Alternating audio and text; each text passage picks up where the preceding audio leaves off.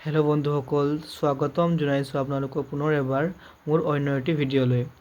আজি আমাৰ বিষয়টো হৈছে ডক্টৰ বীৰেন্দ্ৰ কুমাৰ ভট্টাচাৰ্য। বীৰেন্দ্ৰ কুমাৰ ভট্টাচাৰ্য অসমীয়া সাহিত্যৰ এগৰাকী বিশিষ্ট সাহিত্যিক তথা কবি আছিল। তেওঁৰ জন্ম 1924 চনৰ 14 অক্টোবৰ তাৰিখে অসমৰ শিৱসাগৰ জিলাত হৈছিল। তেওঁ লিখা পুথি উপন্যাসসমূহৰ বিষয়ে আমি আলোচনা কৰিম। বীৰেন্দ্ৰ কুমাৰ ভট্টাচাৰ্য 1979 চনত মৃত্যুঞ্জয় উপন্যাসখনৰ বাবে ভাৰতীয় জ্ঞানপীঠ বঁটা লাভ কৰা প্ৰথম অসমীয়া লেখক আছিল। ইয়াৰ উপৰিও 1961 চনত সতী য়াৰুইংগম গ্ৰন্থৰ বাবে সাহিত্য অকাডেমি বঁটাও লাভ কৰিছিল। তেওঁ লিখা উপন্যাসসমূহ হ'ল ৰাজপথে ৰিঙিয়াই। এই উপন্যাস লিখিছিল 1956 চনত। দ্বিতীয়টো আছিলে আই উপন্যাস। সেই উপন্যাস লিখা হৈছিল 1960 চনত। 1981 চনত লিখিছিল য়াৰুইংগম উপন্যাস। ঠিক আছে, য়াৰুইংগম উপন্যাসখন 1961 চনত লিখা হৈছিল। তাৰপিছত আছে 1978 চনত লিখা ফুল কোঁৱৰৰ পখীঘোঁৰা।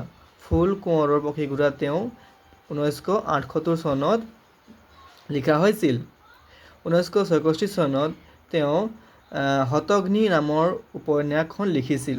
1964 চনত 1964। ঠিক আছে, মোৰ উচ্চাৰণটো অলপ খেলি মেলি হৈছে, ক্ষমা কৰিব বন্ধুসকল। শতঘ্নী নামৰ উপন্যাসখন লিখা হৈছিল। ঠিক আছে, 1970 চনত মৃত্যুঞ্জয় নামৰ উপন্যাসখন লিখিছিল। 1971 চনত চিনাকি সুঁতি নামৰ উপন্যাসখন লিখিছিল। আৰু 1939 চনত প্ৰতিপদ নামক উপন্যাসখন লিখিছিল। 1973 চনত বল্লৰী নামৰ উপন্যাসখন তেওঁ লিখিছিল। আৰু 1974 চনত ডাইনী নামৰ উপন্যাসখন তেওঁ লিখিছিল। ঠিক আছে, তাৰপিছত আছে 1968 চনত নষ্ট চন্দ্ৰ নামৰ উপন্যাসখন লিখিছিল। আৰু 1974 চনত ৰংগামেঘ নামৰ উপন্যাসখন তেওঁ লিখিছিল। 1979 চনত মুনিচুনিৰ পোহৰ উপন্যাসখন লিখিছিল। আৰু 1972 চনৰ কবৰ আৰু ফুল নামৰ উপন্যাসখন তেওঁ লিখিছিল। আৰু 1993 চনত তেওঁ বুঢ়ী আইতাৰ পুৰাণ। এই বুঢ়ী আইতাৰ পুৰাণ উপন্যাসখন বৰ ভাল লগা হয়, মই নিজেও পঢ়িছোঁ। আপোনালোকে যদি পঢ়িব বিচাৰে তেন্তে ক'ব, মই বুঢ়ী আইতাৰ পুৰাণৰ উপন্যাসৰ সন্দৰ্ভত মই এটা ভিডিঅ' বনাম। ঠিক আছে, যদি আপোনালোকে বিচাৰে তেন্তে মোক কমেণ্ট কৰি ক'ব। তাৰপিছত আছে কালৰ হুমনীয়া উপন্যাস। এই উপন্যাস লিখা হৈছিল 1982 চনত। 150 বছৰৰ অসমীয়া সংস্কৃতিত এভুমুকি নামৰ উপন্যাসখনো তেওঁ লিখিছিল। অসমীয়া সাহিত্যত হাস্যৰস নামৰ উপন্যাসখন তেওঁ লিখিছিল। আৰু চীনত কি দেখিলোঁ নামৰ উপন্যাসখনো তেওঁ লিখিছিল। আৰু বাহিৰা যাত্ৰা নামৰ উপন্যাসখনো তেওঁ লিখিছিল। এতিয়া আমি পঢ়িম তেওঁ লিখা ৰাজপথে ৰিঙিয়াই নামৰ উপন্যাসখন। ৰাজপথে ৰিঙিয়াই নামৰ উপন্যাসখন আমি পঢ়িম। ঠিক আছে, বীৰেন্দ্ৰ কুমাৰ ভট্টাচাৰ্যৰ প্ৰথম উপন্যাস হ'ল ৰাজপথে ৰিঙিয়াই। উপন্যাসখন প্ৰকাশ পায় 1956 চনত। উপন্যাসখন ভাৰতৰ প্ৰথম স্বাধীনতা দিৱস উদযাপন কৰা স্মৰণীয় দিনটোৰ সন্মুখীন হোৱা মনৰ ভাৱবোৰক লৈ গঢ়িছে। তো বিশেষকৈ এইটো যোনটো উপন্যাসখন ৰাজপথে ৰিঙিয়াই, এইটো বেচিকেলি ইণ্ডিপেণ্ডেঞ্চ মুভমেণ্টৰ সময়ত যোনটো ইণ্ডিপেণ্ডেঞ্চ ডে টাইমৰ যোনটো অল থিয়ৰিটিকেল যোনটো ইম'শ্যনছ আছে, ইম'শ্যনছৰ বুলি ক'ব পাৰি, সেই বিষয়ে অলপ বেছিখিনি বহুত ভালদৰে লিখা হৈছে। মই পঢ়িছোঁ, আপোনালোকে পঢ়িব। উপন্যাসখনৰ মুখ্য চৰিত্ৰ থকা মোহনক লৈ আৰম্ভণি হৈছে উপন্যাসখন। ঠিক আছে, দ্বিতীয়তে আছে আই নামৰ উপন্যাস। বীৰেন্দ্ৰ কুমাৰ ভট্টাচাৰ্যৰ আই উপন্যাসখন প্ৰকাশিত হৈছিল 1960 চনত। উপন্যাসখনৰ মূল বিষয়বস্তু লেখকে তেওঁৰ নিজৰ গাঁওখনৰ বাস্তৱ অভিজ্ঞতাৰ ভিত্তিত ৰচনা কৰিছে। আই উপন্যাসখন প্ৰধান চৰিত্ৰটো লেখকে তেওঁৰ নিজৰ মাতৃৰ আইত গঢ়ি তুলিছে। ঠিক আছে, যিটো আই উপন্যাসখন আছিলে, আই উপন্যাসখনৰ যোনটো প্ৰধান চৰিত্ৰটো তেওঁ নিজৰ মাতৃৰ আইত গঢ়ি তুলিছে। ঠিক আছে, দ্বিতীয়তে আছে আমাৰ ইয়াৰিংগম। এই ইয়াৰিংগম উপন্যাসখনৰ বিষয়েও এক্সাম পাৰ্চপেক্টিভৰ বহুতবাৰ চাই পাইছোঁ আমি এক্সামত অহা। বীৰেন্দ্ৰ কুমাৰ ভট্টাচাৰ্য লিখা। মনত থ'ব, এই ইয়াৰিংগমখন বীৰেন্দ্ৰ কুমাৰ ভট্টাচাৰ্যই লিখিছিল 1961 চনত লিখিছিল। ঠিক আছে।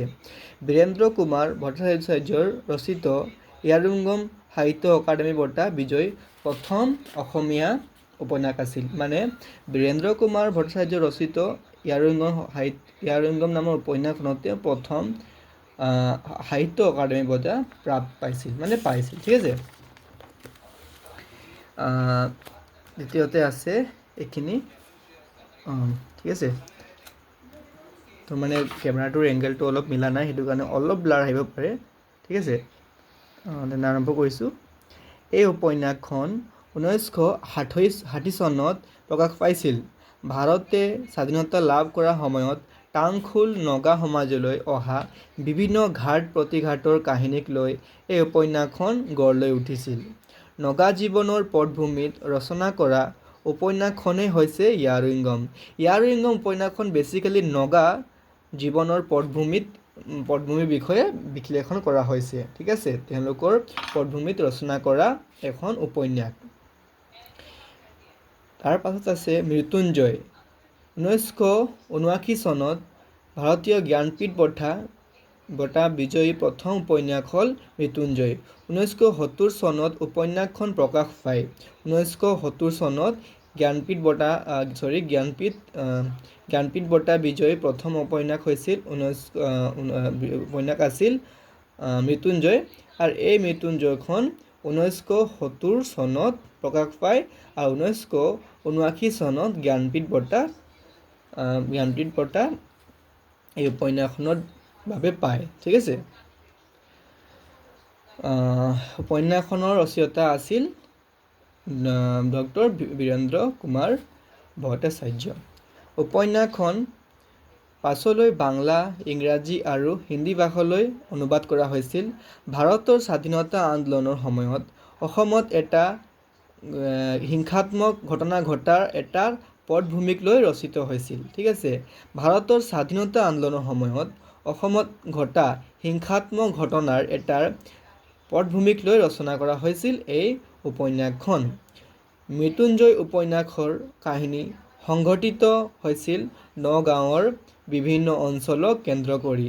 মৃত্যুঞ্জয় নামৰ উপন্যাসখন আছিল। এই উপন্যাসৰ কাহিনীটো সংঘটিত হৈছিল বেছিকেলি নগাঁৱৰ বিভিন্ন অঞ্চলক কেন্দ্ৰ কৰি ৰচনা কৰা হৈছিল। মনত থ'ব। এতিয়া আছে ৰঙা মেঘ। ডক্টৰ বীৰেন্দ্ৰ কুমাৰ ভট্টাচাৰ্যই লিখা ৰঙা মেঘ এখন বিপ্লৱধৰ্মী উপন্যাস। উপন্যাসখনৰ লিখকৰ 1976 চনত প্ৰকাশ পায়। উপন্যাসখন লিখকৰ সমাজ সচেতন মনোভাৱটো প্ৰকাশ পাইছে। উপন্যাসখনত সেই সময়ৰ অসমৰ নিম্নবিত্ত চহৰীয়া পৰিয়ালৰ এক সামগ্ৰিক ৰূপ দাঙি ধৰিছে। তো বিশেষকৈ এই উপন্যাসখন লিখিছিল ডক্টৰ বীৰেন্দ্ৰ কুমাৰ ভট্টাচাৰ্যই। কি নাম আছিলে উপন্যাসখনৰ? ৰঙা মেঘ। ঠিক আছে। ৰঙা মেঘ নামৰ উপন্যাসখন কোনে লিখিছিল? ডক্টৰ বীৰেন্দ্ৰ কুমাৰ ভট্টাচাৰ্যই লিখিছিল। আৰু এই উপন্যাসখন কেতিয়া প্ৰকাশ পাইছিল? এই উপন্যাসখন প্ৰকাশ পাইছিল 1976 চনত। 1976ত বীৰেন্দ্ৰ কুমাৰ ভট্টাচাৰ্যৰ ৰঙা মেঘ নামৰ উপন্যাসখন প্ৰকাশ পাইছিল। ঠিক আছে। ইমানটো নথ'লেও হ'ব। উপন্যাসখনৰ লিখকৰ সমাজ সচেতন মনোভাৱটো প্ৰকাশ পাইছে। উপন্যাসখনত সেই সময়ৰ অসমৰ নিম্নবিত্ত চহৰীয়া পৰিয়ালৰ এক সামগ্ৰিক ৰূপ দাঙি ধৰা হৈছে। সেই সময়ত মানে উপন্যাসখনত সেই সময়ৰ সেইটো টাইমত মানে উপন্যাসখন লিখা হৈছে, সেইটো টাইম অন ডেট টাইম, সেইটো টাইমৰ নিম্নবিত্ত চহৰীয়া মানে যোনটো লৱেষ্ট আৰ্বান চিটিজখিনি আছিলে, সেই সময়ৰ সেইটো চহৰৰ পৰিয়ালৰ এক সামগ্ৰিক ৰূপ দাঙি ধৰিছে এইটো উপন্যাসখনত। আৰু গুৱাহাটী মহানগৰীত এটা চুকত বাস কৰা প্ৰিয়ৰামৰ পুত্ৰৰ অত্যাধিক সুৰাপান আৰু কুপ্ৰবৃত্তিৰ স্বভাৱ বিশ্লেষণ কৰি উপন্যাসখনত বাস্তৱ ৰূপ অংকন কৰিছে। মনত থ'ব, গুৱাহাটী মহানগৰীত এটা চুকত বাস কৰা গুৱাহাটীৰ মহানগৰীৰ এটা চুকত বাস কৰা প্ৰিয়ৰাম পুত্ৰৰ অত্যাধিক সুৰাপান মানে গুৱাহাটী মহানগৰীত এজন মানে প্ৰিয়ৰাম নামৰ এজন ব্যক্তি আছিলে তেওঁৰ সুৰাপান আৰু কুপ্ৰবৃত্তিৰ স্বভাৱৰ বিষয়ে মানে তেওঁৰ যোনটো সুৰাপান কৰা আৰু কুপ্ৰবৃত্তিৰ যোনটো বিহেভিয়াৰ আছে তেওঁৰ বিষয়ে অলপ বিশ্লেষণ কৰিছে এইটো উপন্যাসখনত ঠিক আছে স্বভাৱ বিশ্লেষণ কৰি উপন্যাসখনত বাস্তৱ ৰূপ অংকন কৰিছে অথবা আবাৰ কৰিছোঁ গুৱাহাটী মহানগৰীত এটা চুকত বাস কৰা প্ৰিয়ৰামৰ পুত্ৰৰ অত্যাধিক সুৰাপান আৰু কুপ্ৰবৃত্তিৰ স্বভাৱ বিশ্লেষণ কৰি উপন্যাসখনত বাস্তৱ ৰূপ অংকন কৰিছে ঠিক আছে তাৰ পাছত আছে ৰ'ব আপোনাক ক্লিয়াৰকৈ দেখিবাকৈ মই ছেট আপ কৰিছোঁ এতিয়া আছে মণিচুনীৰ পোহৰ ঠিক আছে মণিচুনীৰ পোহৰ উপন্যাসখনৰ ঔপন্যাসিক হ'ল ডক্টৰ বীৰেন্দ্ৰ কুমাৰ ভট্টাচাৰ্য ঔপন্যাসিক মানে এইটোৱে কৈছে যে যোনে লিখিছিলে তাক ঔপন্যাসিক বুলি কয় যেনেকৈ মণিচুনীৰ ঔপন্যাসিক হৈছে ডক্টৰ বীৰেন্দ্ৰ কুমাৰ ভট্টাচাৰ্য তো এইটো ৱৰ্ড লৈ কনফিউজন নহ'ব ঠিক আছে আকবাৰ কৰিছোঁ মণিচুনীৰ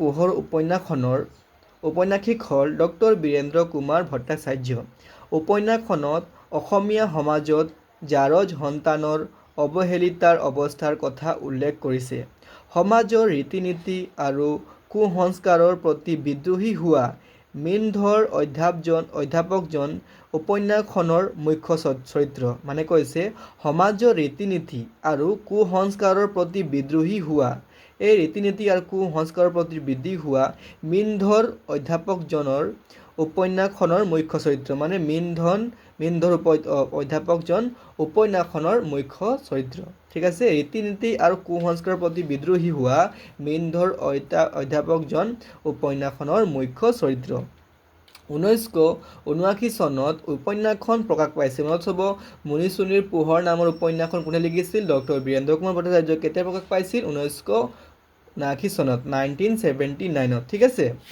আৰু আছে কবৰ আৰু ফুল এই কবৰ আৰু ফুল নামৰ উপন্যাসখন বৰ ভাল লাগে বহুত মানে ভাল লাগিলে মানে পঢ়ি কিনে মই নিজেও এইটো অধ্যয়ন কৰিছোঁ তো আপোনালোকেও এবাৰ ট্ৰাই কৰি পঢ়িবৰ কাৰণে ইউটিউবত পাব আপুনি গুগলতো চাৰ্চ কৰিব পাৰিব এইটো উপন্যাস বিষয়ে পঢ়িবৰ কাৰণে ঠিক আছে তো যদিবা মই বেছি ফাষ্ট কৈছোঁ এক্সপ্লেইন কৰিছোঁ তেন্তে আপোনালোকে মোক কমেণ্ট কৰিব অলপ শ্ল' হ'ব বা বহুত বেছি ফাষ্ট হৈছে নে মিডিয়ামত ঠিকে আছে মোক অলপ জনাব দেই ভিডিঅ'ত তো মই গম পাম বহুত বেছি ফাষ্ট হ'লে অলপ শ্ল' কৰি দিম মই ঠিক আছে এতিয়া আমি পঢ়িম বীৰেন্দ্ৰ কুমাৰ ভট্টাচাৰ্যই লিখা আন এক উপন্যাস কবৰ আৰু ফুল ডক্টৰ বীৰেন্দ্ৰ কুমাৰ ভট্টাচাৰ্যৰ বাংলাদেশৰ মুক্তিৰ সংগ্ৰামত লিখা এখন উপন্যাস চোৱা দেই প্ৰশ্ন এনেকুৱা আহিব পাৰে তোমাক বাংলাদেশৰ মুক্তিৰ সংগ্ৰামত লিখা উপন্যাস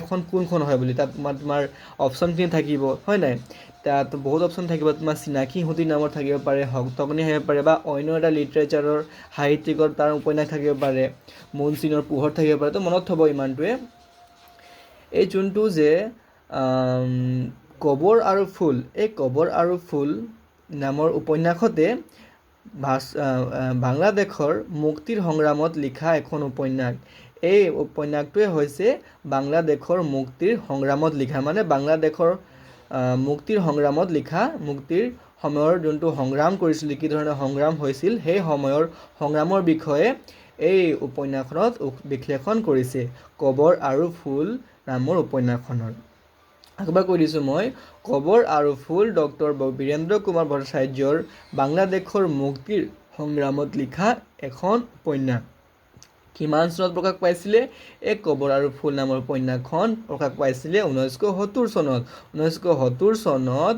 কবৰ আৰু ফুল নামৰ উপন্যাসখন প্ৰকাশ পাইছিলে উপন্যাসখনত সেই সময়ৰ যুদ্ধই ক্ষতি কৰা অসংখ্য পৰিয়ালৰ আকাংক্ষা সুখ দুখ ৰুচি অভিৰুচিসমূহৰ সামগ্ৰিক ৰূপ দাঙি ধৰিছে মানে বেচিকেলি ইয়াত বাংলাদেশৰ মুক্তি মানে বাংলাদেশৰ যোনটো ইণ্ডিপেণ্ডেঞ্চ টাইমৰ সেইটো সময়ৰ হিষ্ট্ৰীটো বা উপন্যাসটো মানে সেইটো সময়ত বেচিকেলি ক'ব গ'লে সেইটো সময়ত কেনেকুৱা ফেচ হৈছিলে তাৰপৰা সেইটো টাইমত তোমাৰ ইকনমিক ছিষ্টেম কেনেকুৱা আছিলে অলপ তাৰ বিষয়ে অলপ বিশ্লেষণ কৰি কিনে তাৰ যোনটো ইণ্ডিপেণ্ডেঞ্চ কাৰণে যোনটো তাহাঁতৰ বিদ্ৰোহ হৈছিলে সেই বিদ্ৰোহসমূহৰ বিষয়ে আছে লিখা আছে লগতে সেইসমূহৰ আশা আকাংক্ষা সুখ দুখ অভিৰুচিসমূহ সেইসমূহৰ বিষয়ে লিখা আছে বৰ ইণ্টাৰেষ্টিং হয় ঠিক আছে ইয়াত কি আছিলে উপন্যাসখনত সেই সময়ত যুদ্ধই ক্ষতি কৰা অসংখ্য পৰিয়ালৰ আশা আকাংক্ষা সুখ দুখ ৰুচি অভিৰুচিসমূহৰ সামগ্ৰিক ৰূপ দাঙি ধৰিছে ঠিক আছে আৰু আছে নেক্সট চিনাকি হুতি এই চিনাকি হুতি নামৰ উপন্যাসখন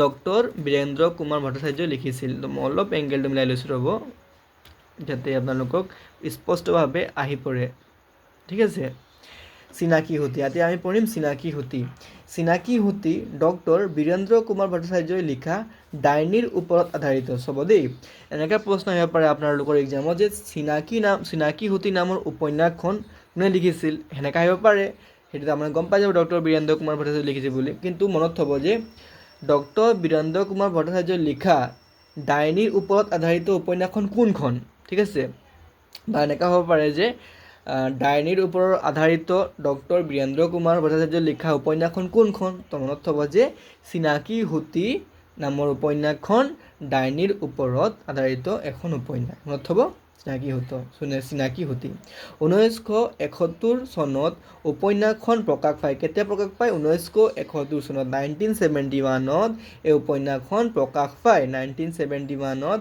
এই উপন্যাসখন প্ৰকাশ পায় মানৱ জীৱনত নাৰী পুৰুষৰ প্ৰকৃত স্বৰূপ উদ্ঘাটন কৰাটো উপন্যাসখনৰ মূল কথা মানে মোৰ যোনটো মৰেল অফ দ্য থিয়ৰী এইটো হয় যে মানৱ জীৱনৰ নাৰী পুৰুষৰ প্ৰকৃত স্বৰূপটো মানে মেইন কেৰেক্টাৰটো স্বৰূপটো মেইন ফিচাৰটো ইয়াক উদ্ঘাটন কৰাটো উপন্যাসখনৰ উদ্দেশ্য বা মূল কথা ঠিক আছে এতিয়া আমি পঢ়িম সেইটো হৈছে শেষৰ উপন্যাস আৰু তাৰপিছত নাই যদি লাগে তেন্তে যিকোনো বিষয়ৰ ওপৰত আপোনাক উপন্যাস লাগিব মোক কমেণ্ট কৰি ক'ব মই তেওঁৰ সেইটো উপন্যাস বিষয়ে আপোনাৰ আগত ভিডিঅ'ত মই বিশ্লেষণ কৰিম ঠিক আছে খালি কমেণ্ট কৰি কৈ দিব কোনটো বিষয়ৰ ওপৰত লাগিব আপোনাক এতিয়া আছে হতগ্নি ডক্টৰ বীৰেন্দ্ৰ কুমাৰ ভট্টাচাৰ্যই লিখা হতগ্নি উপন্যাসখন এখন সমাজ সচেতন উপন্যাস এই হতগ্নি উপন্যাসখন কি উপন্যাস হয় সমাজৰ সচেতনৰ উপন্যাস হয় হতগ্নি উপন্যাসখন কিহৰ ওপৰত ডিপেণ্ড কৰে সমাজৰ সচেতনতাৰ ওপৰত এটা মানে ফিগাৰ কৰা হৈছে এই উপন্যাসখনত ঠিক আছে হতগ্নি উপন্যাস 1965 চনত এই উপন্যাসখন প্ৰকাশ পায় কেতিয়া প্ৰকাশ পায় 1965 চনত এই উপন্যাসখন প্ৰকাশ পায় উপন্যাসখন চীনা আক্ৰমণৰ ফলত অসমৰ মাৰ্ঘেৰিটা অঞ্চলত সৃষ্টি হোৱা ক্ষয় ক্ষতিৰ এক সুন্দৰ প্ৰতিচ্ছবি দাঙি ধৰিছে মনত থ'ব 1965 চনত এই উপন্যাসখন প্ৰকাশ পায় কিন্তু এই উপন্যাসখনত কোনটো থিয়ৰীৰ বিষয়ে বিশ্লেষণ কৰা হৈছে উপন্যাসখন চীনা আক্ৰমণৰ ফলত অসমৰ মাৰ্ঘেৰিটা অঞ্চলত সৃষ্টি হোৱা চাব দেই একদম নিয়েৰেষ্ট এইটো বহুত ইনফৰ্মেটিভ আৰু বৰ ভাল লাগিব আপোনাক এইটো টপিকটো পঢ়ি কিনে যে হতগ্নি নামৰ উপন্যাসত গোটেইখিনি মানে ইয়াত আছে মানে এইটো আপুনি পঢ়িব পাৰে ইয়াত মানে অলপ ৱাৰটো যেনেকুৱা হৈছিলে যোনটো যেনেকুৱা আপোনাৰ আক্ৰমণ হৈছিলে সেই আক্ৰমণৰ ফলস্বৰূপ কেনেকুৱা হৈছিলে কি ধৰণৰ হৈছিলে সেইটো উপন্যাসখন পঢ়িলে গম পাই যাব ইয়াত শ্বৰ্টত লিখা আছে যে উপন্যাসখনত চীনা আক্ৰমণ চীন যেতিয়া আমাৰ অসমতো আক্ৰমণ কৰিছিলে অসমৰ মাৰ্ঘেৰিটা অঞ্চলত আক্ৰমণ কৰিছে এই আক্ৰমণৰ কৰাৰ পাছত তাত কি ধৰণৰ ক্ষয় হ'ল ক্ষতি হ'ল লোকচান লাভ মানে কি হ'ল সেইখিনি গোটেইখিনি থিয়ৰী এইখন উপন্যাসত ভালকৈ বিশ্লেষণ কৰিছে ঠিক আছে উপন্যাসখন চীনা আক্ৰমণৰ ফলত অসমৰ মাৰ্ঘেৰিটা অঞ্চলত সৃষ্টি হোৱা ক্ষয় ক্ষতিৰ এক সুন্দৰ প্ৰতিচ্ছবি দাঙি ধৰিছে ঠিক আছে তো আজিলৈ ইমানটোৱে সামৰিছোঁ যদি ভাল লাগিলে তেন্তে ভিডিঅ'টো অলপ লাইক কৰি দিব কমেণ্ট এটা কৰি দিব আৰু আগত গৈ কোনটো টপিকত আপোনাক লাগে মোক জনাব মই চেষ্টা কৰিম সেই টপিকত আনিবৰ কাৰণে তেন্তে thank you so' much for ৱাচিং বাই বাই